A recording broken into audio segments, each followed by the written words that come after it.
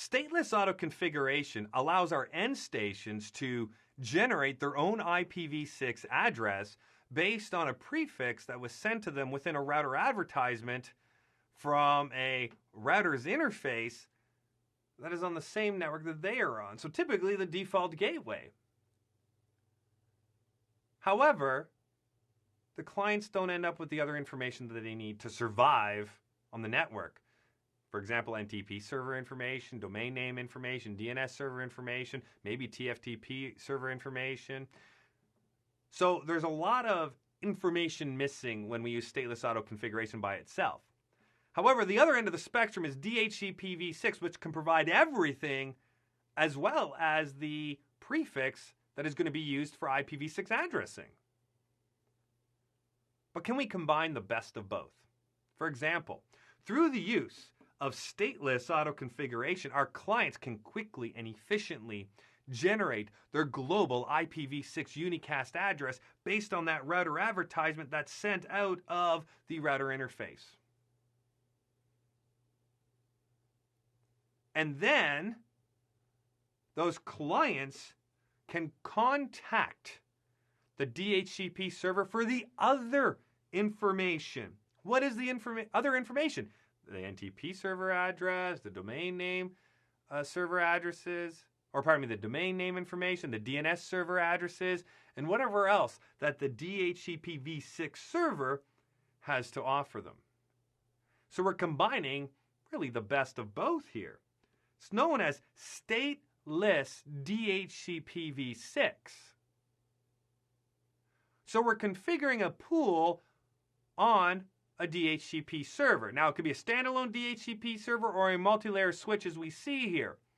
But regardless, that DHCPv6 pool is not going to have the prefix identified at all. Notice there is no prefix in this pool. There would be no prefix in the pool on the standalone DHCPv6 server either. Just the other information that we're going to hand out to those end stations. The interface in this case, interface VLAN 10 on the multi-layer switch, is going to be set up with the IPv6 DHCP server command because it's also the DHCP server. So we have to link the pool that was configured to the interface, so when the solicit messages come in from the clients looking for the other information in the pool can be handed out this interface to those clients that sent the solicit message. However, we have to notify the clients in the router advertisement that they're supposed to get the other information from a DHCP server, and that's what this command is for. IPv6 DHCP neighbor discovery other config flag.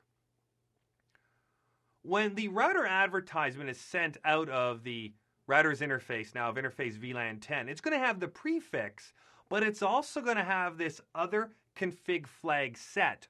And this other config flag tells the clients, go get information from a DHCP server. That's what it says. Go get your other information from a DHCP server. So once you configured all your IP addressing, send out that solicit message, find a DHCP server that can give you the DNS server information, the domain name, and anything else that you may need. So this is the combination of the two, known as stateless DHCPv6, or I've also heard it listed as DHCPv6 Lite.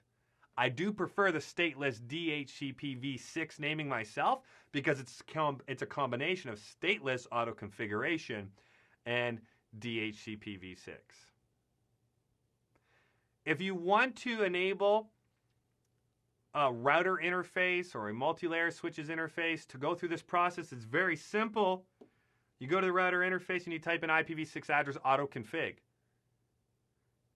just like you did with stateless auto configuration. So there's nothing different there because now the router is going to receive the router advertisement from another router in the environment. It's going to look at the prefix, configure its own IPv6 address on that interface, and then it's going to seek out, because of this other config flag, a DHCP server so it can receive the other information that is necessary. And our clients are automatically going to do that if you have them set up for obtaining IP addresses via DHCP6. So they're going to seek out a router to get the prefix, and then after that, they're going to follow this other config flag to seek out a DHCP server.